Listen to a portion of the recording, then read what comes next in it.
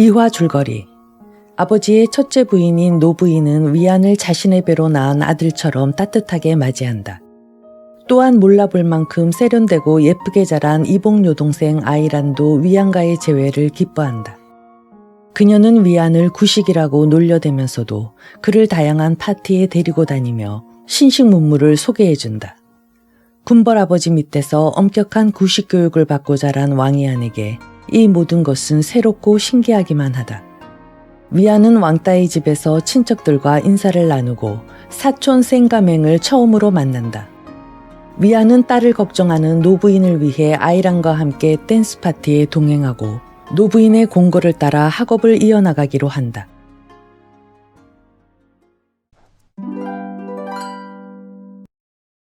그러나 위안의 생활은 그런 활락의 밤만은 아니었다. 낮에는 학교에서 학우들과 함께 열심히 공부했다. 학교에 다니면서부터 그는 사촌인 생가맹을 더 잘 알게 되었다. 아이라는 생을 시인이라 부르고 맹을 반역자라 불렀다. 학교에서 그들은 그들의 성격을 더 잘 나타냈다. 교실에서 공부할 때 혹은 운동장에서 볼을 차고 던지고 할 때에도 이 세 형제는 각각 자기대로의 생각이 있었다. 그들은 점잖은 얼굴로 강의를 듣기 위해 책상에 앉거나 운동장에 나가서 뛰놀고 경기를 하다가 누가 실수라도 하면 고함을 치고 웃고들 했다. 그러는 사이에 위안은 두 사촌들과 더 가까워졌다. 대체로 젊은이들은 윗사람들이 있는 곳에서는 자신들의 본성을 드러내지 않는 법이다. 두 사촌도 마찬가지였다. 생은 집에 있을 때는 말이 없었고 누구하고나 사이가 원만했으며 시에 대한 이야기는 아무에게도 하지 않았다. 한편 맹은 우울한 얼굴을 하고 찻잔이나 그 밖에 자잘구레한 것이 잔뜩 놓인 탁자에 부딪히곤 하여 어머니에게 자주 꾸중을 들었다. 맹, 너 같은 아이는 처음 보겠다. 마치 물소를 기르는 것 같이 난폭하니 말이다. 왜 생처럼 조용하지 못하니? 그러나 그 생도 밤늦도록 노느라고 이튿날 아침에 일찍 일어나지 못했다. 그래서 학교에 갈 시간에 늦어서 허둥대곤 했다. 그럴 때면 그의 어머니는 이렇게 꾸짖었다. 정말이지 내가 전생에 무슨 죄를 지었기에 자식들이 모두 이 모양이람. 너는 왜 맹처럼 집에 붙어 있지 못하고 그렇게 난잡한 곳에 다니느냐 말이다. 다 내 형 때문이야. 형을 그따위로 가르친 사람은 내 아버지고 언제나 장본인은 너의 아버지라니까. 사실 생이 가는 곳은 형이 출입하는 곳과는 전혀 다른 곳으로 좀 더 세련되고 우아한 곳이었다. 위안은 아이란이 가는 곳에서 그를 볼 때가 많았다. 위안과 아이란, 셋이서 함께 갈 때도 있었다. 그러나 대개는 그때그때 좋아하는 여자와 단둘이 가는 경우가 많았다. 그들은 밤새도록 조용히 그리고 완전히 향락에 도취되어 춤을 추는 모양이었다. 이렇게 그들 형제들은 이 복잡하고 화려한 대도시에서 그들 각자의 은밀한 생활을 영위하며 멋대로의 길을 가고 있었다. 생과 맹은 성격이 완전히 달라 부딪히는 일이 많을 것 같았다. 큰형과 두 동생 사이에는 목매어 죽은 형과 그 밑에 승려가 된 곱사등이가 있었기 때문에 나이 차이가 많아서 싸움이 되지 않았지만 생과 맹 사이는 누가 보아도 잘 다툴 것 같았다. 그러나 사실은 그렇지가 않았다. 생은 성질이 부드러워서 언제나 잘 웃었고 이 세상에 싸울 만한 가치가 있는 일은 하나도 없다는 생각으로 언제나 맹에게 양보했다. 또 다른 이유는 두 사람이 서로의 비밀을 알고 있었기 때문이다. 맹은 생이 어떤 은밀한 장소에 드나들고 있음을 알고 있었고 생은 생대로 맹이 비밀혁명 당원이라는 것과 그가 자주 가는 비밀 회합 장소를 알고 있었다. 아무튼 두 형제는 서로의 비밀을 지켰으며 어느 한 사람이 어머니에게 꾸중을 들었을 때 자신을 변명하느라 형이나 동생의 비밀을 일러 바치는 일은 하지 않았다. 두 형제는 위안과 친해졌고 그를 좋아했다. 그것은 위안이 비밀을 잘 지키고 이쪽에서 들은 말을 저쪽에 옮기는 일이 절대로 없었기 때문이다. 위안의 일상생활에서 가장 큰 비중을 차지하는 것은 학교 생활이었다. 그는 학문이 좋았다. 그래서 새 책을 산더미처럼 사들였다. 양팔에 책을 몇 권씩 끼고 다녔고 다른 학생들처럼 외국제 만년필을 사서 양복 주머니에 꽂고 멋도 부렸다. 한 달에 한 번씩 아버지에게 편지를 쓸 때가 아니면 전에 쓰던 붓을 쓰지 않았다. 책은 그가 가장 매력을 느끼는 것이었다. 그는 새로운 지식들이 들어있는 깨끗한 책장을 열심히 넘겼다. 그러면서 한마디 한마디를 머리에 새기고 싶은 벅찬 욕망을 느꼈다. 그는 새벽에 눈만 뜨면 책을 읽었다. 뜻을 이해할 수 없는 구절은 암기했다. 한 페이지를 통째로 암기한 적도 있었다. 그리고 아이랑과 노부인이 일어나기 전에 혼자서 아침 식사를 하고는 아는 사람이 적은 조용한 거리를 불이 나게 걸어서 학교에 갔다. 그는 제일 먼저 교실에 들어가는 학생이었다. 가끔 선생이 조금 일찍 나오면 부끄러움을 무릅쓰고 온갖 질문을 했다. 휴강한다는 말을 들으면 대부분의 학생들은 놀게 되었다고 좋아했지만 그는 큰 손해나 본 것처럼 아쉬워했다. 그래서 그 시간에도 놀지 않고 그날 배울 예정이었던 과목을 공부했다. 이처럼 위안에겐 공부가 가장 큰 즐거움이었다. 세계 각국의 역사, 외국의 소설이나 시, 동물학 등을 아무리 공부해도 부족하다고 느꼈다. 가장 흥미를 느낀 것은 식물의 잎사귀, 씨, 뿌리 등의 내부 구조를 연구하고 비와 태양의 열이 토양에 미치는 영향, 곡물의 파종 시기와 종자의 선택, 수확을 늘리는 방법 등을 연구하는 것이었다. 그 밖에도 여러 가지를 배웠다.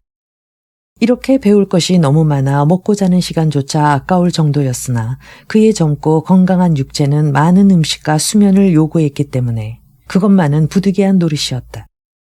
노부인은 말은 안 했지만 이런 것들에 대해 세심한 주의를 기울였다.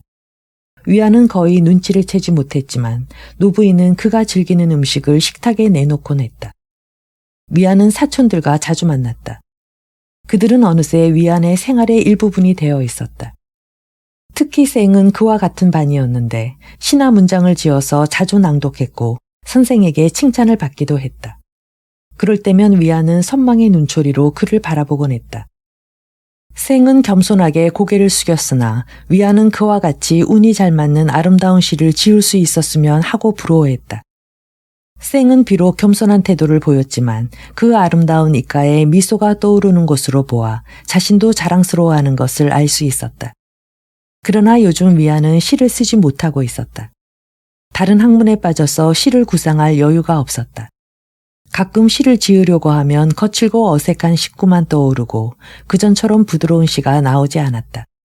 그가 생각하는 것이 너무 웅대했기 때문에 시에 담아내기가 어려운 것 같았다. 수없이 다듬고 태고하여 학교에 가지고 가면 늙은 학자인 그의 선생은 이렇게 평했다. 좋아. 그런데 무엇을 말하고 싶은 건지 주제가 확실히 나타나 있지 않아 잘 모르겠는걸. 어느 날 어떤 씨앗에 관해서 쓴 시를 보았을 때도 노 선생은 그렇게 말했다. 위안도 사실 그 시에서 자기가 무엇을 나타내려고 했는지 명확히 알 수 없어서 주저하면서 말했다. 제가 이 시에서 말하고자 한 것은 이렇습니다. 씨앗 속에, 아니 씨앗의 핵 속에 말입니다. 그 핵 속에 가장 중심이 되는 인자가 있습니다. 그래서 씨앗을 땅에 뿌리면 어느 순간 공간에서 변화가 옵니다. 그 순간에 그 종자는 물질이 아닌 일종의 전기가 됩니다. 정력이라고 해도 좋고 생명체라 해도 좋겠지요. 어쨌든 그 순간은 물질이 전기로 변하는 순간입니다. 그런데 우리가 만약 씨앗이 싹을 틔우는 그 변화의 순간을 포착해 그 변화를 이해할 수 있다면 그럴듯하군. 노 선생은 여전히 이해가 잘 안 되는 듯 말했다. 친절한 노학자는 코끝에 걸친 안경 너머로 위안의 진지한 얼굴을 물끄러미 바라보았다. 평생 선생 노릇을 해온 그는 뭐든지 자신의 기준으로 보았기 때문에 그것과 다른 것에 대해서는 잘 몰랐다. 이때도 그는 위안의 시가 적힌 종이를 내려놓고 안경을 고쳐 쓴 다음 다른 학생의 종이를 집으면서 반쯤 생각에 잠겨 말했다. 아무래도 학생의 생각이 분명치 않은 걸. 여기 좀 더 나은 게 있군. 하일만보라는 제목이야. 참 잘 됐어. 내가 읽어보겠네. 그것은 생이 지은 시였다. 위안은 생각에 잠겨 귀를 기울였다. 그는 생의 아름답게 흐르는 시를 부러워했다. 어쩌면 시상이 그토록 쉽게 떠오르고 운도 잘 맞는지 몰랐다. 그러나 생을 시기하지는 않았다. 오히려 그의 글재주를 진심으로 부러워했고 수려한 용모를 남몰래 부러워하고 있었다. 생이 자기보다 훨씬 잘생겼다고 생각했다. 시에 대해서도 같은 감정을 느꼈다. 그러나 위안은 생의 본심을 알 수 없었다.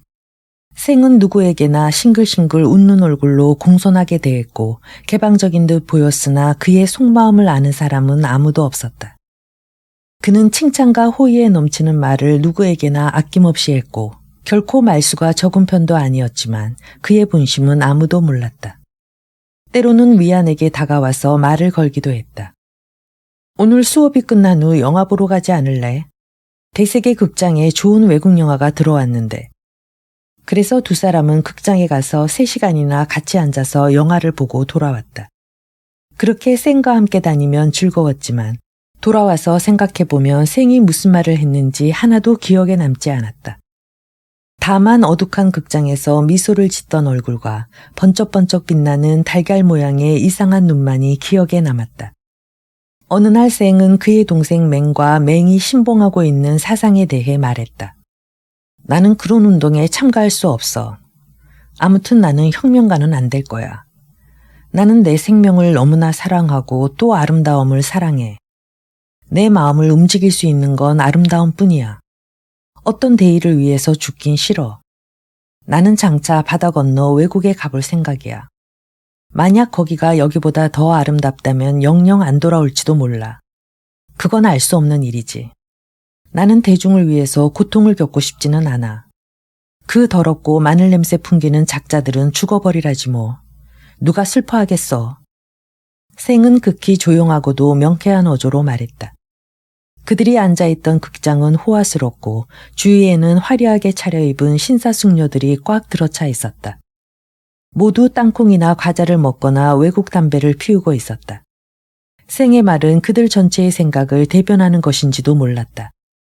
위안은 사촌을 무척 좋아했지만 가난한 사람을 가리켜 죽을 테면 죽어버리라지 뭐 하고 아무렇지 않게 말하는 것을 들으니 생이 냉혹한 마음을 가졌다는 것을 새삼 깨달았다. 위안은 여전히 사람이 죽는 것을 가볍게 생각할 수 없었고 가난한 사람들과 어울려 다니지는 않을 망정 그들이 죽기를 바라지는 않았다. 어쨌든 생이 먼저 이런 이야기를 꺼낸 덕분에 며칠 후 위안은 생에게 맹에 대해 더 물어볼 수 있었다. 한편 위안과 맹은 자주 만나 이야기하지는 않았으나 공놀이 같은 것을 할 때에는 둘이 한편이 되었다. 위안은 치고 받고 돌진하고 뛰고 하는 그의 용맹스러움을 좋아했다. 맹은 그들 세 형제 중에서 제일 몸이 튼튼했다. 맹에 비하면 위안과 생은 얼굴이 창백하고 힘이 없어 보였다. 그리고 옷을 몇 벌씩 껴입고 있어 동작이 둔하고 뛰는 것도 어린애들 같았다. 공을 던질 때도 여자가 던지는 것처럼 빗나가기 일쑤였고 치는 것도 힘이 없어 멀리 가지 못했다. 그러나 맹은 마치 강적을 대하듯이 공을 향해 돌진하여 구둣발로 힘차게 차기 때문에 공이 펑 하고 하늘 높이 떴다가 땅에 떨어졌어도 다시 높이 뛰어올랐다. 그런 맹렬한 기세로 운동을 한 덕분에 그의 몸은 더욱 강건했다.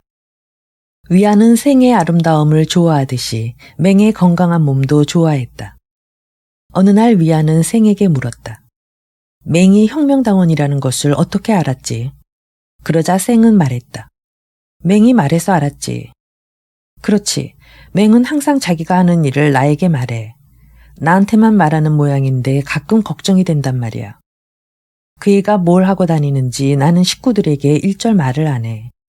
가족들이 알았다간 야단이 날 것이고 그렇게 되면 그 성질에 보나마나 집을 나가버릴 게 뻔하거든. 요즘 그 애는 나를 믿고 이야기를 많이 하는데 절대로 말 못할 비밀도 있는 것 같아. 구국혁명에 가입해서 혈서까지 써낸 모양이야. 그럼 우리 학교에도 혁명당원이 많이 있을까? 위안은 다소 걱정스러운 듯이 물었다.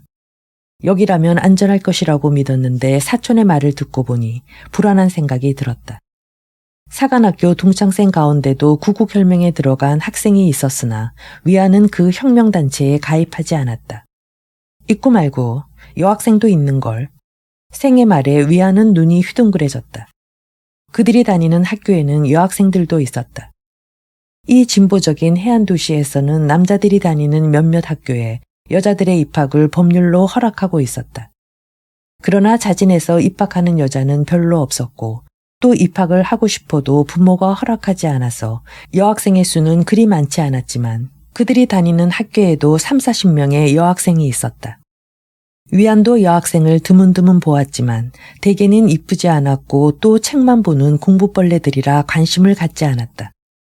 그러나 생으로부터 그런 이야기를 듣고부터는 은근히 걱정도 되고 해서 그 여학생들을 유심히 보게 되었다. 어떤 여학생이 책을 끼고 다소곳이 지나가는 것을 보면 겉으로는 저렇게 얌전해 보이지만 혁명당원일지도 모른다고 의심의 눈초리를 보내게 되었다. 그러던 어느 날 한 여학생이 그의 시선을 끌었다. 같은 교실에 있는 유일한 여학생이었다. 몸이 여위어서 먹지 못한 새처럼 앙상하고 약해 보이는 여자였다. 얼굴은 조그마한데 광대뼈가 높고 콧등이 반듯했다. 핏기 없는 입술은 얇고 예뻤다. 교실 안에서는 언제나 말이 없고 그녀의 문장이나 시도 평범했기 때문에 선생이 그녀의 글을 낭독하거나 평하는 일도 없었다. 그래서 그녀가 어떤 생각을 가진 학생인지 알 수 없었다. 그러나 그녀는 하루도 빠짐없이 열심히 강의를 들었고 가끔 강의에 흥미를 느낄 때는 우울해 보이는 가느다란 눈에서 광채가 나곤 했다. 위안은 호기심을 가지고 그 여학생을 바라보곤 했다. 그러던 어느 날 그녀도 알아차렸는지 뒤를 돌아보았다. 그 뒤로는 위안이 시선을 주면 그녀도 은밀한 눈으로 그를 마주 보았다. 그래서 그는 더 이상 그녀를 보지 않았다. 하루는 그 여학생이 어떤 여자인지 궁금해서 생에게 물어보았다. 그녀는 친하게 지내는 사람이 없었지만 생은 혹시 알고 있을지도 모른다고 생각했다. 생은 웃으면서 대답했다. 아, 그 여자? 혁명당원이야. 맹의 친구지. 둘이는 비밀 얘기도 잘해. 저 냉정한 얼굴을 보라고. 냉정할수록 똑똑한 혁명당원이 되는가 봐. 그런 점에서 맹은 좀 정열적이지. 오늘은 너무 열광적인가 하면 내일은 아주 절망적으로 되어버린단 말이야. 그렇지만 저 여자는 얼음처럼 차고 강철처럼 단단하지. 나는 저렇게 한결같이 차가운 여자는 싫어. 맹은 너무 정열적이라 앞뒤 가리지 않고 덤비는 편이야. 그럴 때면 저 여자는 맹을 냉각시켜주고 또 맹이 절망해 있을 때는 저 여자가 한결같이 침착한 태도로 그에게 용기를 북돋워주지. 저 여자는 벌써 혁명이 일어난 내륙에서 왔대. 그 혁명당원들은 뭘 계획하고 있는 거야? 위안은 호기심 어린 목소리로 나지막히 물었다. 혁명군이 쳐들어오면 환영할 준비를 하고 있어. 생은 어깨를 한번 으쓱해 보였다. 그리고 누가 엿들을까 염려되는지 아무것도 아닌 척하고 다시 천천히 걷기 시작했다. 이윽고 그는 다시 말을 이었다. 그 친구들이 가장 많이 침투해 있는 곳이 공장이지. 하루 종일 피땀 흘려 일을 해도 몇 푼 벌지 못하고 있는 노동자들이나 인력거꾼들에게 그들이 얼마나 비참한 신세이며 얼마나 외국 경찰관에게 압박을 받고 있는가 따위를 설명하고 승리의 그날이 오면 하층 계급의 대중은 일제히 봉기하여 무엇이든 약탈하라고 선동하고 있지. 위안, 머지않아 그들은 너에게도 와서 혁명당원이 되라고 권할 거야. 아마 맹이 얘기할 거야. 그렇잖아도 며칠 전에 묻더라. 내가 어떤 생각을 갖고 있는지, 혹시 혁명사상에 공감하고 있는지 어떤지 말이야. 그러던 어느 날 위안은 드디어 맹에게 붙들리고 말았다. 맹이 찾아와서 그의 어깨에 한 손을 얹고 또 한쪽 손으로 그의 옷자락을 잡고는 평소와 다름없는 우울한 목소리로 말했다. 형과 나는 사촌간인데도 조용히 얘기 한번 못 해봤으니 남과 다를 게 뭐 있어. 지금 바쁘지 않으면 학교 정문 앞에 있는 찻집에 가서 뭐 좀 먹지 않겠어. 마침 수업을 마치고 돌아가는 길이라 위안은 거절할 수가 없었다. 그래서 그를 따라갔다. 두 사람은 한참 동안 아무 말도 하지 않았다. 그런데 맹은 특별히 할 얘기도 없는 것처럼 그저 창밖의 거리만 살피고 있을 뿐이었다. 그러면서 이따금 신랄한 농담을 했다. 저 자동차를 탄 잘난 척하는 뚱뚱보를 좀 봐. 뭘 얼마나 처먹었기에 저렇게 살이 쪘지. 저건 착취계급이거든. 고리대금업자인지 은행가인지 아니면 공장주인지 놈들의 얼굴만 봐도 알 수 있어. 저 작자는 자기가 화산분화구에 앉아있다는 것을 까맣게 모르고 있지. 위안은 사촌이 말하는 뜻을 알고 있었으나 침묵했다. 그 자동차를 타고 가는 사람보다는 맹의 아버지가 더 비대하다고 속으로 생각했다. 이윽고 맹이 또 입을 열었다. 저 인력거꾼 좀 봐. 저 사람은 며칠 굶은 것 같아. 아, 교통위반이다. 저 사람은 시골에서 갓 올라온 모양이군. 교통순경이 손을 들 땐 길을 건너면 안 되는데 그런 것도 모르는 모양이야. 순경에게 걸렸으니. 저것 봐, 저렇게 때리고 있어. 인력거 방석을 빼앗겼군. 불쌍하게도 저 인력거꾼은 오늘 하루 벌이는 날아갔군 그래. 어쨌든 차주에게 하루 벌어온 값을 치러야 하는데 말이야. 인력거꾼이 고개를 푹 숙이고 맥없이 돌아가는 것을 바라보는 맹의 목소리는 떨리기까지 했다. 위안은 놀라지 않을 수 없었다. 이 이상한 젊은이는 분해서 눈물을 머금고 솟구쳐오르는 감정을 억누르려고 애쓰고 있었다. 그리고는 위안에게 목맨 소리로 이렇게 말했다.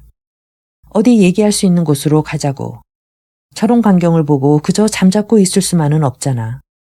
저렇게 억압을 당하고도 그냥 참고 있는 저런 슬개 빠진 작자들을 죽여버리고 싶어. 위안은 맹의 흥분을 가라앉히기 위해 맹을 집으로 데려갔다. 그리고 방문을 닫고 마음 놓고 이야기하게 했다. 이렇게 해서 위안은 맹과 긴 이야기를 나눌 기회를 가졌다. 그때 위안의 양심은 큰 감동을 받았다. 위안은 요즘 편하고 즐겁고 의무에 얽매이지 않고 자기가 하고 싶은 일만 하며 살고 있었다. 그러느라 양심의 문제는 제쳐놓고 있었다. 그는 좋은 집에 살고 있었고 노부인과 아이란이 그를 다정하게 대해주었다. 그런 온정과 호의 속에서 생활하고 있는 그는 굶주리고 추위에 떠는 사람들의 존재를 잊어버리고 있었다. 행복한 생활에 젖어 슬픔이나 고통에 대해서는 생각하고 싶지 않았다. 가끔 어두운 새벽에 눈을 뜨면 문득 아버지가 아직도 자기를 지배하고 있는 것 같이 느끼곤 했다. 그러나 노부인의 지략과 친절을 떠올리며 그런 생각을 떨쳐버렸다. 그런데 방금 맹이 정열적으로 말한 가난한 대중들이 겪는 참상은 전날에 그를 번민하게 했던 것의 잔영을 그의 마음속에 드리웠다. 지난날 그는 그 검은 그림자로부터 도피했었다. 맹으로부터 그런 얘기를 듣고 나서 위안은 조국을 보는 관점이 달라졌다. 예전에 고향의 토벽집에서 며칠을 보낼 때 그는 무한한 들판을 바라보면서 그의 조국이 아름다운 나라라고 생각했다. 그는 조국의 아름다운 국토를 보았던 것이다. 그러나 그는 민중이라는 것을 깊이 생각하지 않았다. 그런데 이 대도시의 거리에서 조국의 영혼을 관찰하는 방법을 맹에게 배웠다. 젊은 청년의 분노한 눈초리는 모든 하층 및 노동자 계급에 가해지는 사소한 모욕까지도 놓치지 않았다. 위안도 관찰할 줄 알게 되었다. 거대한 재력이 존재하는 곳에 항상 극도의 빈곤이 따랐다. 이제 거리에 나갈 때마다 수많은 무산자들이 위안의 눈에 띄었다. 과연 빈민들이 대부분이었다. 거기에는 굶주린 아이들과 장님이나 불구로 태어나서 한 번도 얼굴을 씻지 않은 듯 더러운 어린아이들 천지였다. 반면 밤에도 대낮같이 환하게 불을 밝힌 거리 양쪽에는 호화로운 점포들이 즐비했고 그 안에는 온갖 물건이 다 있었다. 입구 위에는 울긋불긋한 비단 깃발들이 나부끼고 옥상에서는 악대가 손님을 끌기 위해 쿵덕거리고 있었다. 이렇듯 번화한 큰 거리에도 추하고 더러운 거짓대가 콧소리로 애원하며 다녔다. 하나같이 여이고 핏기 없는 얼굴이었다. 가난에 쪼들리다 못해 몸을 파는 매춘부들이 손님을 끌기 위해 초저녁부터 거리를 헤매고 다녔다. 위안은 이제 모든 것을 볼 수 있었고 맹의 마음속에 새겨진 것보다 더 큰 충격을 받았다. 맹은 무엇이든 사상을 신봉하지 않으면 안 되는 청년이었다. 모든 것을 억지로라도 사상에 결부시켜야만 만족했다. 굶주린 사람을 볼 때 달걀을 외국에 수출하는 작업장에서 내다버리는 썩은 달걀을 줍기 위해 모여드는 가난한 사람들을 볼 때 무거운 짐을 지고 피지땀을 흘리며 지나가는 노동자나 거지가 애걸하는 것을 못 본 척하고 자기들의 향락에만 정신이 팔린 부유하고 게으른 남자들과 비단 옷차림에 짙은 화장을 한 여자들을 볼 때 맹은 격분했다. 이 모든 것에 대해서 그는 한 가지 해결책을 가지고 있었다. 그는 이렇게 부르짖었다. 우리의 사상이 달성되기 전에는 결코 이러한 상태는 개선되지 않아. 우리는 혁명을 필요로 하고 있어. 부자들을 타도하고 우리를 압박하는 외국인을 몰아내야만 해. 그래야만 빈민들의 생활을 향상시킬 수 있어. 우리는 혁명을 일으켜야 해. 형, 형은 언제 그 광명을 깨닫고 우리 사상에 가담하겠어. 우리는 형이 필요해. 아니, 우리 조국은 청년 모두를 필요로 하고 있어. 맹은 이글이글 타는 눈으로 위안을 쏘아보았다. 위안의 다짐을 받기 전에는 절대로 눈을 떼지 않을 것 같았다. 그러나 위안은 그가 부르짖는 사상이니 신념이니 하는 것이 무서웠다. 결국 그것은 자기가 예전에 회피했던 바로 그것이 아닌가. 게다가 위안은 이 사회의 병폐를 치유할 수 있는 어떤 이념이 존재한다고는 생각하지 않았다. 또 맹처럼 부자들에 대해서 그렇게 극렬한 중호심을 느끼지도 않았다. 부자들의 비만한 몸뚱어리, 그들이 손가락에 낀 번쩍이는 반지, 모피로 안을 댄 따뜻한 외투, 기부인의 귀걸이, 얼굴에 바른 연지와 분, 그런 것을 볼 때 맹은 더욱더 혁명사상에 깊이 빠져들었다. 그러나 위안은 맹과 똑같이 생각할 수는 없었다. 왜냐하면 부자들이라 할지라도 인자한 사람들도 있었으며 화장을 한 기부인이라 할지라도 거지를 측은히 여겨 한 푼의 돈을 동냥해 주는 것을 볼 수 있었기 때문이다. 위안은 억지로라도 그런 좋은 면을 발견하려고 노력했다. 또 그는 웃음소리를 듣는 것이 좋았다. 맹은 사람을 볼 때 흑백을 가려서 미워하기도 하고 좋아하기도 했지만 위안은 저 사람은 부자이기 때문에 악질이다. 저 사람은 가난하기 때문에 선량하다는 식으로는 판단할 수 없었다. 그래서 그는 아무리 위대한 사상이라 해도 그것을 전적으로 신봉할 수가 없었다. 또한 그는 대도시의 군중 속에 섞여 있는 외국인에 대해서도 그리 증오하지 않았다.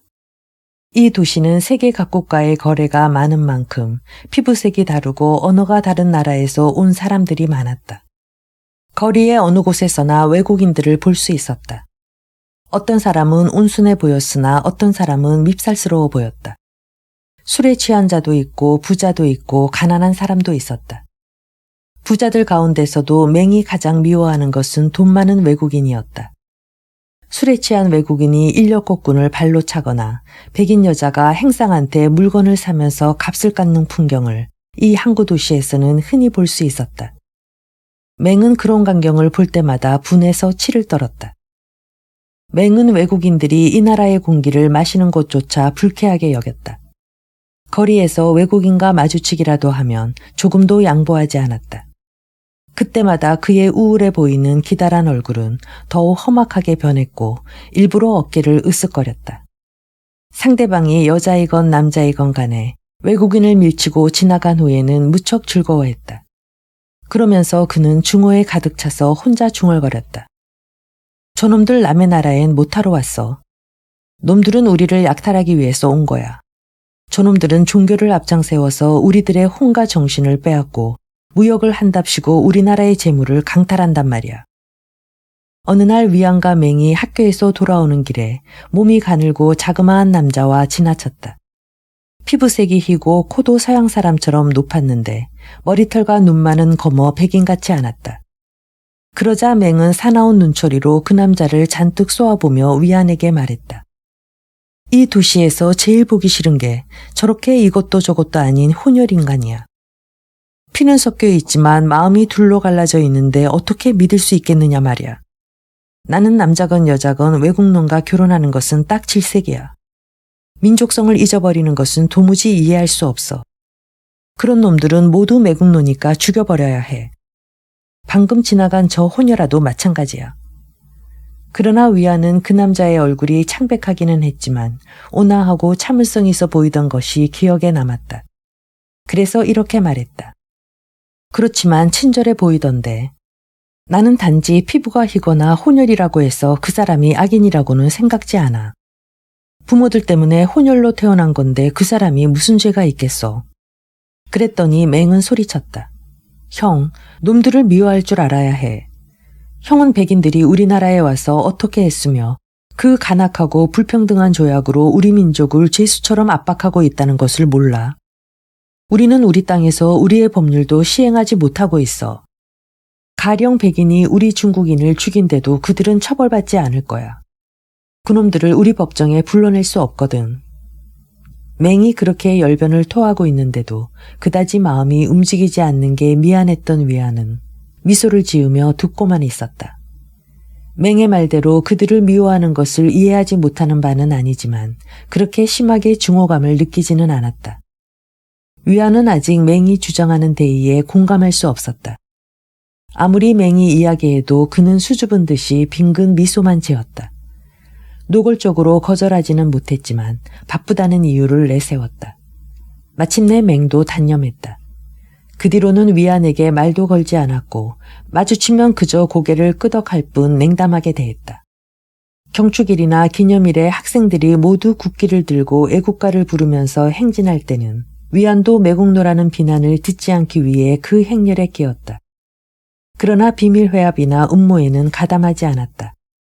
때때로 음모가 발각된다든지 외국인과 친밀한 교제를 하고 있다는 이유로 어떤 교수가 학생들에게 문매를 맞았다는 이야기가 들려왔다. 그런 이야기를 들을 때마다 위안은 더욱 책만 파고들며 다른 쪽으로 마음이 쏠리지 않도록 했다. 사실 요즘 위안은 하는 일이 너무 많아서 무엇이고 한 가지를 철저히 생각할 여유가 없었다.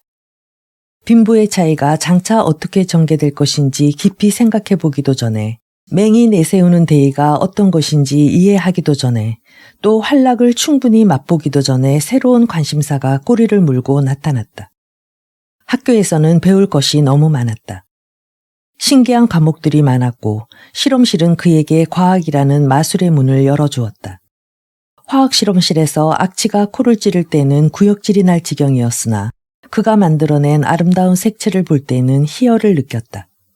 두 가지 액체를 섞으면 갑자기 거품이 일고 새로 생명이 솟아나 빛도 냄새도 다른 제3의 액체가 되었다. 그것은 그에게 하나의 경이었다. 동서양이 합쳐진 이 도시의 온갖 사상과 관념이 그의 머릿속으로 쏟아져 들어오고 있었다. 그 때문에 밤낮 책과 씨름을 해도 그 하나하나가 뜻하는 것을 깊이 생각할 시간이 없었다. 이렇듯 배울 것이 무궁무진했기 때문에 그는 어떤 한 가지 지식에 몰두할 수 없었다. 그 때문에 속으로 사촌들과 누이 동생들을 부러워한 적도 있었다. 생은 꿈과 사랑 속에서 살고 있으며 맹은 대의를 위해 살고 있고 아이라는 아름다움과 즐거움으로만 살고 있는데 위안은 할 것이 너무나 많았다. 이 도시에서도 빈민이란 결코 보기 좋은 존재는 아니었다. 위안은 그들을 불쌍하게만 생각할 수는 없었다. 물론 그들은 가련했다. 그들이 굶주리고 헐벗지 않았으면 하고 바랐다. 그래서 거지가 그의 옷자락을 붙잡을 때는 한 푼이라도 주었다. 그러나 순수한 동정심에서 우러나온 것만은 아니었다. 그를 붙잡는 불결한 손이 빨리 떨어지기를 바라는 마음도 있었고 적성하십시오 젊은 양반. 저와 자식들이 굶어 죽습니다요. 하고 울며 애원하는 소리가 듣기 싫어 얼른 돈을 준 적도 있었다. 그런 거지들보다 더 보고 싶지 않은 것은 거지의 아이들이었다. 위안은 징징거리며 우는 아이들을 참아 볼 수가 없었다. 어느 아이나 비쩍 마른 작은 얼굴에 거지아이 특유의 표정을 짓고 있었다. 그 중에서도 가장 비참한 것은 뼈가 드러나 보이는 여자 거지 품 안에 안겨있는 굶주린 젖먹이였다.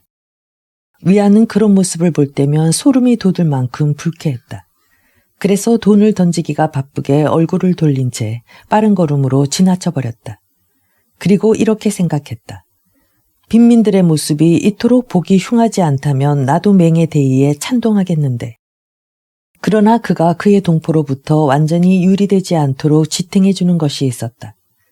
그것은 어렸을 적부터 느꼈던 대지와 농토, 수목들에 대한 애착이었다. 도시에서 겨울을 보내는 동안 그런 애착도 마음속에서 희미해지고 완전히 잊힐 때도 있었다. 그러나 봄이 다가오면 그의 마음은 다시 들썩이기 시작했다. 날이 따뜻해지자 도시의 자그마한 정원에서도 나무에 새싹이 트고 연초록색으로 변하기 시작했다. 날이 갈수록 따뜻해지고 도시의 집들의 작은 정원에는 나무에서 새싹이 트고 푸르러지기 시작했다. 거리에는 매화 화분, 송이가 큼직한 오랑캐꽃, 이른 백합꽃 등을 파는 꽃장수도 돌아다녔다. 산들거리는 봄바람에 그의 마음도 들뜨기 시작했다. 그리고 그의 고향에 토벽집이 있는 시골 마을이 생각났다. 그리고 그는 도시에 포장된 길이 아닌 들판에 흙을 밟아 보았으면 하는 생각이 간절했다. 그래서 그는 봄맞기에 농업을 가르치는 학교에 수강 신청을 했다. 그 학교의 실습 농장은 교외에 있었고 학생들에게 한떼기식의 실습지가 배정되었다. 그 실습지에서 씨앗을 뿌리고 잡초를 뽑는 일은 위안이 할 일 중에 하나가 되었다. 위안에게 할당된 실습지는 농장의 맨 끝에 있었고 어떤 농부의 밭과 인접해 있었다. 실습지를 돌아보기 위해 위안이 혼자 갔을 때 그 농부가 밭에 서서 그를 바라보다가 웃으면서 말을 건네왔다. 학생이 여기 나와 뭘 한다는 거요? 학생들은 오로지 책만 보는 줄 알았는데. 위안은 대답했다. 요즘은 예전과 다릅니다. 우리는 책에서 파종과 추수에 대해서 배우고 씨앗 뿌리기 전에 밭을 갈고 손질하는 것도 배웁니다. 제가 지금 하고 있는 게 바로 그겁니다. 그러자 농부는 큰 소리로 껄껄 웃으면서 경멸하는 투로 이렇게 말했다. 원 그런 학문을 학교에서 배우다니 난생 처음 듣는 소리군. 농사일이야 부모가 자식에게 가르치고 또 자식이 그 자식에게 가르치면 되지. 그리고 이웃 사람들이 하는 걸 보고 그대로 하면 되는 걸. 만약 이웃 사람이 잘못하면 어떻게 되죠? 위안은 빙그레 웃으며 말했다. 그야 제대로 된 것을 본받으면 되지. 농부는 대수롭지 않게 대꾸하고는 한바탕 웃었다. 그리고 다시 괭이질을 시작했으나 방금 학생한테서 들은 이야기가 마음에 걸리는지 하던 일을 멈추고 머리를 긁적거리다가 다시 소리내어 웃고는 큰 소리로 외쳤다. 나 참 별소리를 다 들어보겠군. 자식놈을 학교에 안 보낸 게 천만다행이야. 고작 농사 짓는 법을 배우려고 큰돈 들여가며 학교에 보내. 내가 가르쳐도 얼마든지 가르칠 텐데. 위안은 이제까지 괭이를 쥐어본 적이 없었기 때문에 육중하고 자루가 긴 괭이를 다루기가 쉽지 않았다. 높이 들었다가 내리찍어도 곧 빗나가서 흙덩어리가 제대로 부서지지 않았다. 봄철치고는 꽤 추운 날씨에 찬바람까지 불었으나 그는 땀을 뻘뻘 흘렸다. 그는 실망하여 밭에서 농부가 하는 모습을 몰래 넘겨다 보았다. 농부의 괭이는 규칙적으로 오르내리며 보기 좋게 흙덩이를 부수었다.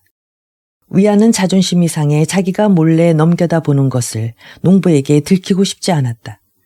그러나 농부는 이미 눈치챘을 뿐만 아니라 아무렇게나 내리찍는 위안의 서툰 솜씨를 아까부터 눈여겨보면서 혼자 웃고 있었다. 위안과 눈길이 마주치자 더 참지 못하고 웃음을 터뜨렸다. 농부는 어슬렁어슬렁 위안의 곁으로 다가왔다. 학교에서 모두 배웠을 텐데 이웃 농부가 하는 것을 건너다 볼 필요가 있을까? 그는 다시 껄껄 웃고 말을 이었다. 학생, 책에는 괭이를 어떻게 지라고 쓰여있지 않습니까? 위안은 속으로 불쾌했다. 일개 농사꾼으로부터 비웃음을 당한 게 화가 났고 이 작은 한떼기 땅도 제대로 감당하지 못해 쩔쩔매고 있는 것이 분했다. 이래서는 파종도 제대로 해내지 못할 것 같았다. 그러나 그의 이성은 분한 감정과 부끄러운 생각을 극복할 수 있었다. 그는 괭이를 땅에 내려놓고서 농부를 따라 싱긋 웃었다. 농부에게 웃음거리가 된 것을 꾹 참고 얼굴에 흘러내리는 땀을 닦으며 어색하게 말했다. 그 말이 맞습니다. 책엔 그런 게 쓰여있지 않아요. 선생님으로 모실 테니 좀 가르쳐 주시죠. 농부는 이 단순하고 솔직한 말을 듣고 무척 좋아했다. 그는 곧 위안에게 호의를 갖고 웃음을 그쳤다. 자기 같은 평범한 농부가 말씨나 차림새로 보아도 지체 높은 집 아들인 듯한 이 학생에게 뭔가를 가르친다는 것이 자랑스러운 모양이었다. 그래서 그는 좀 우쭐거리며 위안을 바라보고 말했다. 자, 우선 나를 봐요.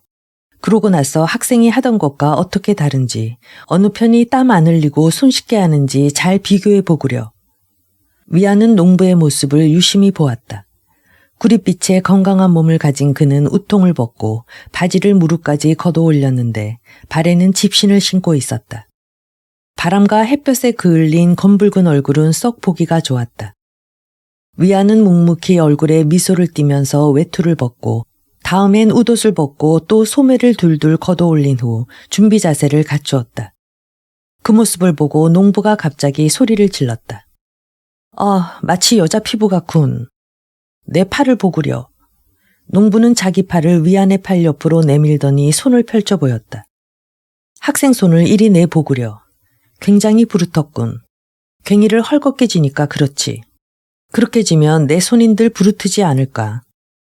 농부는 괭이를 양손으로 쥐는 방법을 알려주었다. 먼저 한 손으로 자루를 꽉 쥐고 또 한 손은 괭이의 운동을 조종하도록 쥐었다.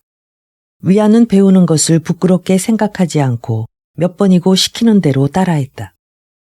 마침내 마음대로 괭이를 움직일 수 있게 되어 정확하게 내리찍었다. 농부는 솜씨가 좋다고 칭찬해 주었다. 위안은 자기가 쓴 시에 대해서 선생에게 칭찬을 받을 때처럼 기뻐했다. 그러면서도 농부에게 칭찬을 받고 좋아하는 자신이 약간 멋쩍기도 했다. 그 뒤 위안은 매일 농장에 나와서 일했다. 주로 다른 학생들이 없을 시간에 나오곤 했다. 다른 학생들이 있으면 농부가 멀찍이 떨어져 일하면서 가까이 오지 않았기 때문이다. 그러나 위안이 혼자 나와 있을 때면 농부는 씨앗을 어떻게 뿌리는지, 싹이 트면 어떻게 솎아내는지, 새싹을 파먹는 해충을 어떻게 없애는지 등을 자세히 가르쳐 주었다. 위안도 농부에게 가르쳐 줄 것이 생겼다. 해충이 나타나기 시작하자 그는 책에서 배운 외국제 살충제를 사서 썼다. 농부는 처음에는 그것을 보고 웃었다. 내가 가르친 것이 생각나오. 책에는 콩의 씨를 얼마만큼 깊이 뿌려야 하는가에 대해서 틀리게 썼고 어느 때쯤 김을 매주어야 하는지도 한마디 없지 않았소. 그러나 살충제가 즉각 효과를 나타내어 벌레들이 죽는 것을 본 농부는 정색을 하고 나지막한 소리로 말했다. 참 별일도 다 있지. 난 이런 벌레들은 하늘이 내린 건 줄 알았는데 사람의 힘으로 그것을 없앨 수 있다니. 책엔 쓸모있는 내용도 있군. 아무리 파종을 잘한다 해도 벌레가 먹으면 소용없지. 농부는 자기 밭에 사용하게 약을 조금 달라고 부탁하자 위안은 기꺼이 나눠주었다. 그 뒤로 두 사람은 더욱 친해졌다. 실습 농장 중에서 위안이 맡은 곳이 제일 좋은 성적을 올렸기 때문에 그는 농부에게 감사한 마음을 가지고 있었다. 농부 역시 자기 밭만은 이웃밭과는 다르게 벌레가 먹지 않고 콩이 무성했기 때문에 위안에게 고마워했다. 이렇게 농부를 친구로 두고 일할 수 있는 밭이 있다는 게 위안은 참으로 기뻤다. 이해 봄 내내 들판에서 일을 하고 있으니 지금까지는 경험하지 못했던 만족감이 그의 가슴에 솟구쳐 올랐다. 위안은 옷도 아예 농부들이 입는 옷으로 갈아입고 구두도 벗어버리고 집신으로 갈아 신었다. 시집 안 간 딸도 없고 아내도 이미 늙었으므로 농부는 위안을 자기 집에 자유로이 드나들게 해주었다. 위안은 그 집에 자기 옷을 벗어두고 들에 나오기만 하면 금세 농부로 변했다. 그는 스스로 생각하는 것 이상으로 토지에 애착을 느꼈다. 씨앗에서 싹이 트는 것을 보는 것도 좋았지만 거기에는 시가 깃들여 있었다. 그가 전에 한 편의 시로 표현해 보려고 애쓰던 바로 그것이었다. 그는 지금도 그것에 관해 시를 쓰고 싶었고 실제로 한 편 쓰기도 했다. 위안은 농사 짓는 일을 좋아했다. 그래서 자기 일이 끝나면 이웃 농부의 밭에 가서 일을 도와주기도 했다.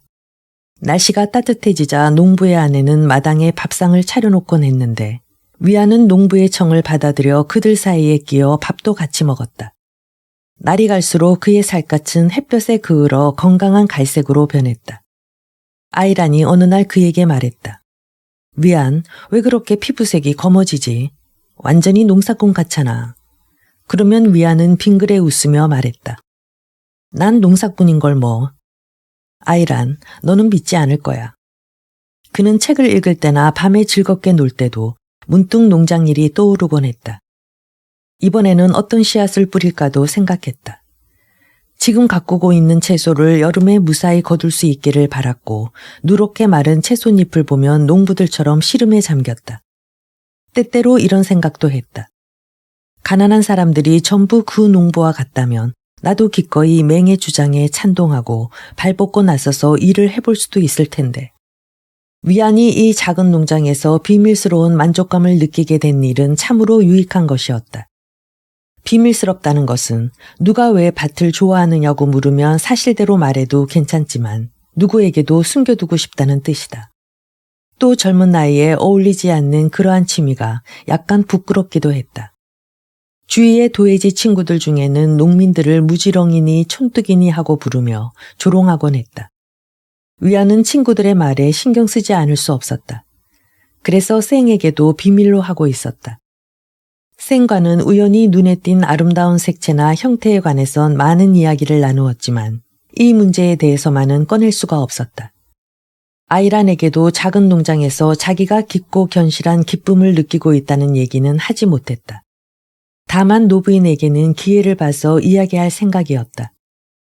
노부인과는 깊은 마음속까지는 터놓지 않았으나 단둘이 식사할 때 노부인은 자신이 하고 싶은 일에 대해서 진지한 태도로 곧잘 들려주었기 때문이다. 노부인은 좋은 일을 많이 하고 있었다. 이 도시의 기부인들이 대개 노름이나 연회, 경마 등으로 소일하고 있었지만 노부인은 그런 일에는 흥미가 없었다. 아이란이 졸라댈 때는 같이 가기도 했지만 저만큼 떨어져 앉은 채 단정한 태도로 구경만 했다. 마지못해 구경하는 것일 뿐 흥겨운 것 같지는 않았다. 노부인은 가난한 사람들이 내다버리는 갓난 여자아이들을 위한 자선 사업에서 진정한 즐거움을 느끼고 있었다. 버려진 아이들을 데려다 자기가 경영하는 고아원에서 키웠다. 2명의 보모를 고용했지만 노부인도 매일 고아원에 나가 영양 상태가 나쁘거나 병든 아이들을 돌보고 글을 가르쳤다. 거기에 수용된 고아는 20명에 가까웠다. 그런 고아들을 잘 기르고 가르쳐서 농부든 장사치든 직공이든 착하고 일 잘하는 아내를 원하는 정직한 남자에게 시집 보내는 것이 노부인의 바람이었다. 위안도 노부인을 따라서 고아원에 가본 적이 있었다. 언제나 점잖고 조용한 노부인이 거기에서는 딴 사람처럼 명랑해지는 것을 보고 놀랐다. 이처럼 정성을 들여 하는 사업이건만 노부인은 딸 아이란이 향락을 즐기는 데 쓰는 비용을 대느라 고아원에는 많은 돈을 쓰지 못하는 형편이었다. 그래서 건물이나 시설이 초라했다. 노부인이 나타나자 아이들은 어머니가 왔다고 소리치면서 노부인의 손에 매달리고 옷자락을 잡아당기며 좋아서 야단들이었다. 노부인도 웃음을 터뜨리며 어색한 듯 위안의 얼굴을 쳐다보았다. 위안은 노부인이 그렇게 환하게 웃는 것을 처음 보았기 때문에 속으로 크게 놀랐다. 아이란도 이 사업을 알고 있습니까? 위안이 물었다. 그러자 노부인은 표정이 굳어지더니 고개를 끄덕이며 짤막하게 대답했다. 그 애는 워낙 자기 생활에 바빠서. 그러고 나서 노부인은 고아원 내부를 구경시켜 주었다. 뜰에서 부엌에 이르기까지 모두 초라했지만 청결했다. 노부인은 말했다. 이 아이들 때문에 돈이 많이 필요한 것은 아니야. 모두가 부지런히 일하는 사람들의 아내가 될 성실한 아이들이니까. 노부인은 잠시 후에 다시 말을 이었다. 이 아이들 중에 단 1명, 정말로 1명이라도 아이란에게 걸었던 꿈을 이뤄줄 아이가 있다면 그 아이만은 집으로 데려가서 내 생애를 바쳐서라도 교육시켜 볼까 해. 그런 아이가 1명 있긴 한 것 같은데 아직 확실하게 알 수가 없어서. 노부인이 누군가를 부르자 별실에서 여자아이가 나왔다.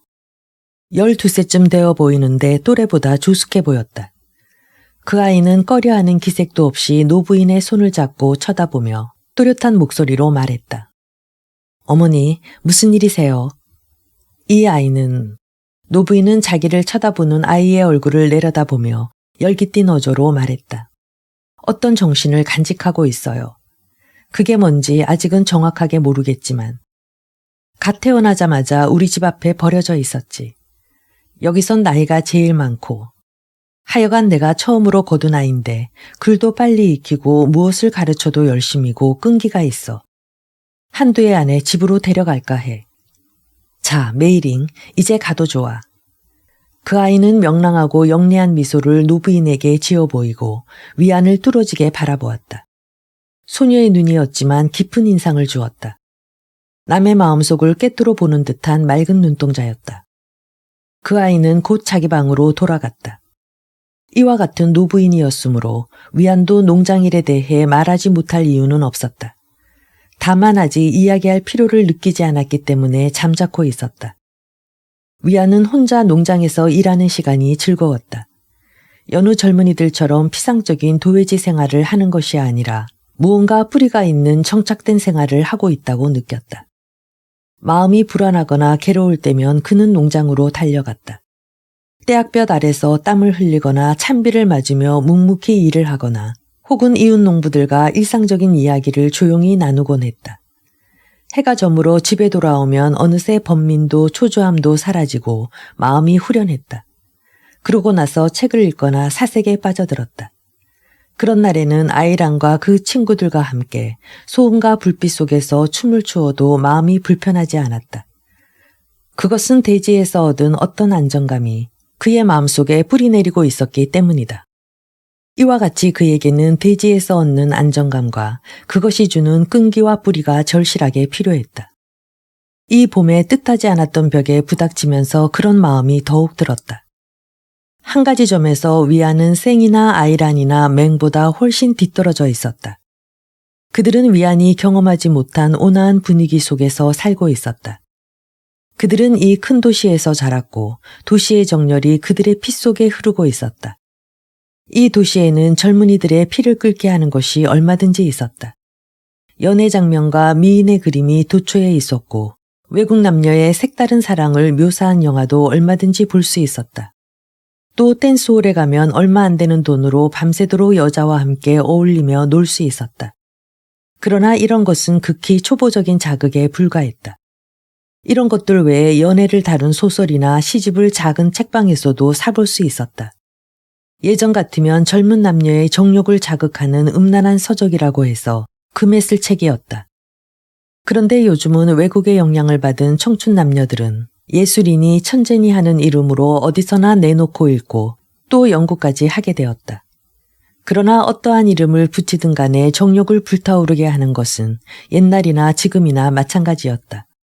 그것들은 젊은 가슴에 열화와 같은 정열의 불길을 타오르게 했다. 젊은 남녀들이 날로 대담해져 옛날부터 미덕으로 내려오던 수줍음 같은 것은 자취를 감추었다. 남녀가 손을 맞잡아도 나쁜 행위라고 생각하지 않았다. 젊은 남자가 처녀에게 직접 고운을 해도 처녀의 아버지는 옛날처럼 관청에 고발하지 않았다. 물론 외국 풍조에 덜 물든 내륙 지방에서는 아직도 그런 일들이 벌어지고 있었다. 도시의 남녀들은 약혼을 하면 야만인처럼 공공연하게 내왕을 했다. 또 젊은 남녀들이라 욕정을 못 이겨 결혼 전에 육체관계를 맺어도 옛날처럼 가문의 명예를 더럽혔다고 해서 죽이거나 하지 않았다. 오늘의 도시 남녀들은 결혼 전에 임신할 경우 서둘러 예식을 올리면 그만이었다. 결혼식을 치르고 며칠 안 돼 아이를 낳는 경우도 있었지만 그래도 젊은 부부는 부끄럼 없이 태어난 얼굴을 했다. 부모들은 몹시 창피해하면서도 새 시대의 풍조이거니 하며 어쩔 수 없다는 표정을 지었다.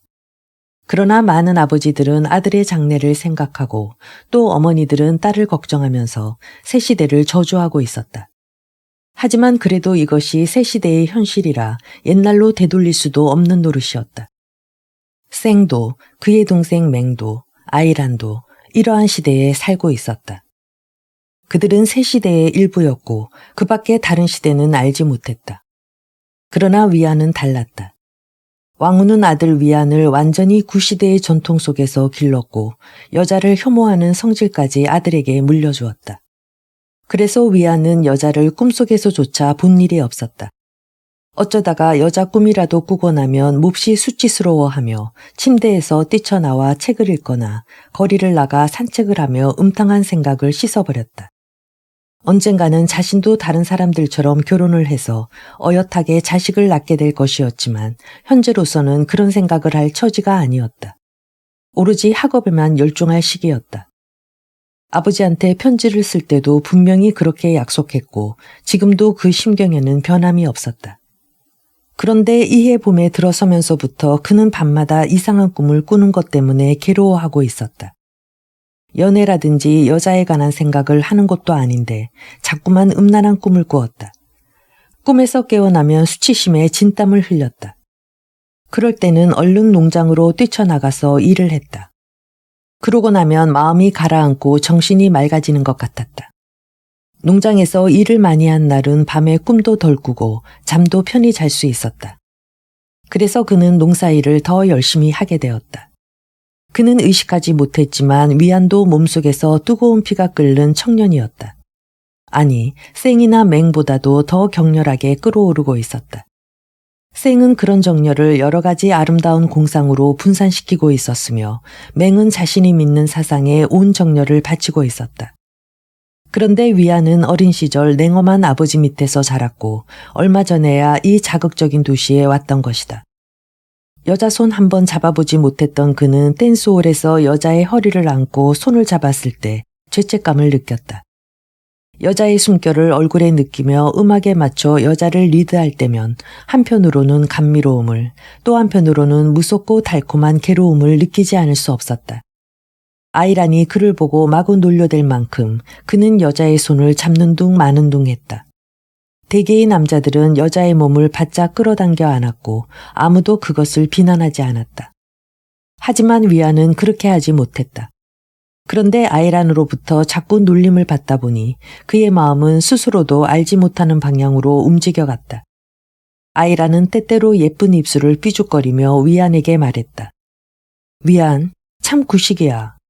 여자를 그렇게 멀리 잡고서 무슨 춤을 춘담. 오빠, 여자의 허리는 이런 식으로 잡아야 하는 거야. 아이란은 가끔 노부인이 곁에 있는데도 아랑곳하지 않고 방 안에서 추궁기를 걸고 위안의 몸을 억지로 자기에게 밀착시키며 춤을 추었다. 친구들 앞에서도 위안을 놀리면서 떠들어댔다. 너 말이다. 우리 오빠하고 춤을 출 때는 내가 달라붙지 않으면 안 돼. 우리 오빠는 상대를 벽에 세워놓고 자기 혼자서 출 테니까 말이야. 어떤 때는 이렇게 말했다. 위안, 오빠가 미남이란 건 모두 알고 있어. 그렇지만 모든 여자를 경계하지 않으면 안 될 만큼 멋진 미남이라고 착각하지는 말라고. 또 우리들 중에는 이미 좋아하는 상대가 정해진 사람도 있단 말이야. 아이란이 이렇게 농담처럼 말하면 친구들은 웃음을 터뜨렸다. 그러고 나면 대담한 처녀들은 더욱 대담해져서 조금도 부끄러움을 타지 않고 위안에게 몸을 밀착시켰다. 위안은 너무 달라붙지 말라고 말하고 싶었으나 아이란에게 놀림을 받을까봐 참을 수밖에 없었다. 그런데 이번에는 얌전한 처녀들까지도 얼굴에 미소를 띠고 용기를 내어 가끔 얼굴을 쳐다보기도 하고 손을 힘껏 쥐어보기도 하고 또 일부러 위안의 허벅다리에 자기 허벅다리를 비비기도 하며 그녀들이 본능적으로 알고 있는 온갖 교태로 그에게 육박해왔다. 위안은 매일 밤 이상한 꿈을 꾸고 여자들의 방종함을 견디다 못해 2번 다시는 아이란과 다니지 않겠다고 마음먹기까지 했다. 하지만 사정을 잘 모르는 노부인은 이렇게 말하곤 했다. 위안, 내가 아이란과 같이 가야 내가 안심이 된다. 다른 남자와 갔을 때도 너만 있으면 마음이 든든해. 결국 위안은 마음을 돌려야 했다. 아이란도 위안과 함께 가는 것을 좋아했다. 그는 키가 후리후리하고 풍채도 좋았으므로 아이란은 그와 함께 다니는 것이 자랑스러웠다. 친구들도 위안이 함께 오기를 은근히 바라고 있었다. 이리하여 위안의 몸속에는 그의 의지와는 정반대로 정욕의 불이 타오르고 있었다.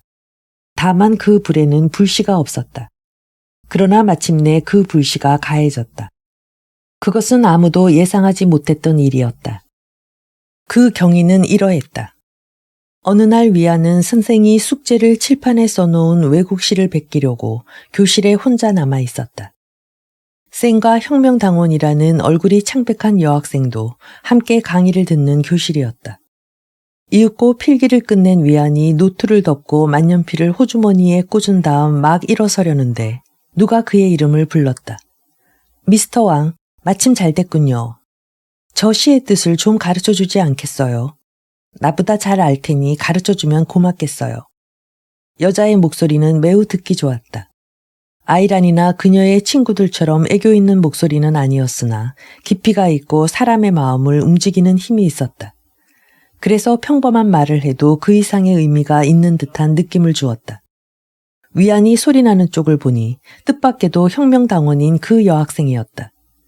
그녀의 얼굴은 전보다 더 창백하게 보였다. 그러나 자세히 보니 그녀의 가늘고 검은 두 눈은 전혀 차가워 보이지 않았다. 오히려 온화한 가운데 정열이 차갑게 보이는 얼굴 밑에 숨어서 불타는 듯했다. 그녀는 물끄러미 그를 바라보더니 조용히 그의 곁에 걸터 앉아서 대답을 기다렸다. 누구를 대할 때와 마찬가지로 냉정한 태도였다. 위안은 더듬거리면서 겨우 대답했다. 아, 그야 좋죠. 그런데 나도 잘 모릅니다. 이런 의미가 아닌가 생각하는데요. 외국시는 어느 것이나 어려워서. 이것은 말하자면 송시. 이렇게 머뭇거리면서 설명했다. 위안은 자기의 얼굴과 칠판에 쓰인 시를 번갈아 보는 그녀의 시선을 의식했다. 설명이 끝나자 여학생은 자리에서 일어나 고맙다고 말했다. 지극히 간단하고 짤막한 인사였으나 진심이 전해졌다. 남에게 어떤 일을 해준데도 이만한 감사를 받기는 어려울 것 같았다. 자연스럽게 두 사람은 나란히 교실을 나왔다. 이미 저녁 때가 가까웠으므로 다른 학생들의 모습은 보이지 않았다. 두 사람은 조용한 복도를 묵묵히 걸었다. 운동장을 지나 교문 가까이 이르도록 여학생은 아무 말도 없이 묵묵히 걷고만 있었다. 그래서 위안은 예의상 한두 마디 질문을 던졌다. 성함이 어떻게 되는지요? 그는 자기가 여태까지 배운 구습대로 정중하게 물었다. 여학생은 위안의 그런 예절 따위는 아랑곳하지 않고 간단히 대답했다. 다만 그 음성에는 어떤 의미가 있는 듯한 느낌을 주었다. 교문 앞에 이르자 위안은 허리를 굽히고 정중하게 인사했으나 여학생은 약간 고개를 숙여 인사하고는 자기 갈 길을 총총히 가버렸다. 위안은 그녀가 빠른 걸음으로 군중 속으로 사라질 때까지 뒷모습을 바라보았다. 그녀는 보통 여자들보다 키가 약간 컸다. 위안은 인력거를 잡아타고 집으로 돌아오면서 그녀에 대해 생각했다. 집에 왔어도 어떤 여자일까 하는 궁금증에 사로잡혔다. 그녀의 눈과 목소리는 얼굴 생김새와는 전혀 동떨어진 무엇을 말하고 있었는데 대체 그것이 무엇인지는 알 수 없었다. 그 후 두 사람 사이에는 우정이 싹트게 되었다. 위안에게는 지금까지 여자친구라고는 없었고 남자친구도 거의 없었다. 그 흔한 모임 하나 없었다. 사촌들은 제각기 친구들이 있었다. 쌩은 자신들이 새 시대의 시인이요 작가며 화가라고 생각하는 젊은이들 그룹과 어울렸으며 그들은 소설가 우시 같은 지도자들을 열렬히 추종하고 있었다. 맹은 맹대로 혁명당원의 그룹에 속해 있었다. 그러나 위안은 그 어디에도 소속되어 있지 않았다. 만나면 한두 마디 인사말을 주고받는 여자가 두서넛 있을 뿐이었다. 허물없이 지내는 친구는 하나도 없었다. 그러던 차에 그 여학생과 자기도 모르는 사이에 친한 친구가 되고 만 것이다. 먼저 우정을 청해온 것은 여학생이었다. 교재수를 조금이라도 알고 있는 여자라면 누구라도 그랬듯이 그녀는 학과에 대해서 이것저것 설명을 청하기도 하고 사사로운 문제를 가지고 의논을 해오기도 했다. 남자들이란 여자의 그런 단순한 수법에 넘어가게 마련인데 위안 역시 마찬가지였다. 그도 젊은 남자였기에 여학생이 이것저것 물어보는 것이 기분 나쁘지는 않았다. 그래서 그녀의 일을 도와주고 장문 같은 것도 거들어 주었다. 그 밖에도 두 사람은 이런저런 구실을 만들어서 매일 만났다.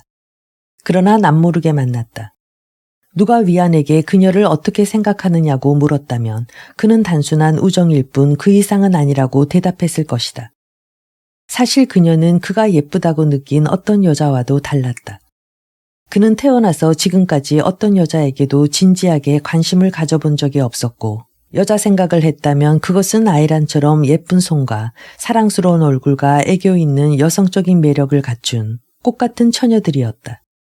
물론 아이란의 친구들 중에도 그런 여자는 있었다.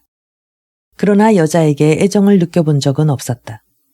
다만 마음속으로 만약 사랑을 한다면 장미꽃이나 오약꽃 봉오리처럼 섬세하고 아름다운 여자여야 한다고 생각했다. 그래서 가끔 그러한 여자를 만나면 찬미하는 시를 써서 보낼까 하는 생각도 했다. 그러나 언제나 한두 줄에서 막히곤 했다. 그도 그럴 것이 그것은 막연한 감정이었을 뿐만 아니라 특별히 그의 마음을 끄는 여자가 없었기 때문이다. 그의 애정은 마치 해가 뜨기 전에 동쪽 하늘을 비추는 희미한 빛처럼 흩어져 버리곤 했다. 위안은 결코 그 여학생을 사랑의 상대로 생각하지 않았다. 격렬하고 정열적인 기상을 가졌으며 푸른빛 아니면 잿빛의 검소한 옷차림에 서양 구두를 신고 다니며 언제나 책과 대의에 몰두해 있는 여학생에게 애정을 느끼기는 힘들었다. 하지만 그녀는 왕이안을 사랑하고 있었다. 위안도 그것을 느꼈다. 어느 날 두 사람은 번화한 도심지를 떠나 운하의 연에 있는 조용한 길을 같이 거닐었다. 어느덧 해가 떨어지고 땅거미가 졌다. 그들은 돌아가려고 했다. 그때 위안은 그녀의 시선이 여느 때와 다른 것을 느꼈다. 그녀는 정열적인 시선을 그에게서 떼지 않았다. 이윽고 그녀가 입을 열었는데 그동안 들어보지 못했던 사랑스러운 음성이었다. 위안, 나는 무엇보다도 원하는 것이 하나 있어요. 위안은 그것이 무엇이냐고 간신히 물었다. 그녀를 사랑하는 것도 아닌데 가슴이 두근거리기 시작했다. 그녀는 말을 이었다. 위안이 우리 대의에 공감하는 것을 보고 싶어요. 난 위안을 친형제처럼 생각하지만 동지라고 부르고 싶어요. 우리는 위안이 필요해요. 당신의 착한 마음씨와 건강한 체력이 말이에요. 위안은 맹보다도 갑절이나 힘을 발휘할 거라고 생각해요. 위안은 그녀가 자신에게 다가온 이유를 알 것 같았다. 맹과 그녀가 짰다고 생각하자 화가 치밀었다. 이제까지 그녀를 향해 끓어오르던 감정이 뚝 끊어지는 듯한 느낌이었다. 그런데 그녀가 다시 말을 이었다. 그 목소리는 부드러웠고 고요한 황혼 속에서 은근하게 들려왔다. 위안, 그것 말고도 다른 이유가 있어요. 그러나 위안은 물어볼 용기가 나지 않았다. 그는 정신이 아찔하고 가슴이 답답해졌다. 그리고 온몸이 떨렸다. 그래서 그녀를 향해 중얼거리듯 말했다. 나는 가야겠소. 누이와 약속도 있고 해서. 그래서 두 사람은 아무 말 없이 되돌아왔다. 다만 작별을 할 때 그들은 악수를 했다. 미리 생각했던 일도 아니고 의식적으로 한 일도 아니었다. 그렇게 처음으로 악수를 하고 보니 위안의 마음속에 어떤 변화가 일어났다. 그들 두 사람은 단순한 친구가 아니라는 생각이 들었던 것이다. 그럼 친구가 아니면 무엇이란 말인가 하고 자문해 보았으나 알 수가 없었다. 그날 밤 위안은 아이랑과 함께 댄스홀에 가서 여자들과 춤을 추면서 전에 없던 관심을 가지고 여자들을 관찰했다. 그리고 여자들이란 어쩌면 이렇게 천차만별인가 하고 놀랐다. 집에 돌아와 침대에 누워서 처음으로 여자에 대해서 진지하게 생각해 보았다. 특히 그 여학생에 대해서 오랫동안 생각했다. 처음에는 만호처럼 차갑다고 느꼈던 그녀의 눈이 그와 이야기할 때는 온화한 광채가 나는 본래의 아름다운 눈으로 변했다. 그녀의 목소리는 감미롭게 들렸다. 그 풍성한 음성이 조용하고 냉정해 보이는 얼굴과는 어울리지 않는 것 같기도 했다. 그러나 그것이 그녀의 본래 음성이었다. 그녀가 말하려던 또 한 가지 이유를 끝까지 듣지 않은 것을 후회했다. 그 이유라는 것이 그가 상상하는 것과 같다면 그 아름다운 목소리로 말하는 그 이유를 듣고 싶었다. 그러나 그는 아직 그녀를 사랑하고 있지 않았다.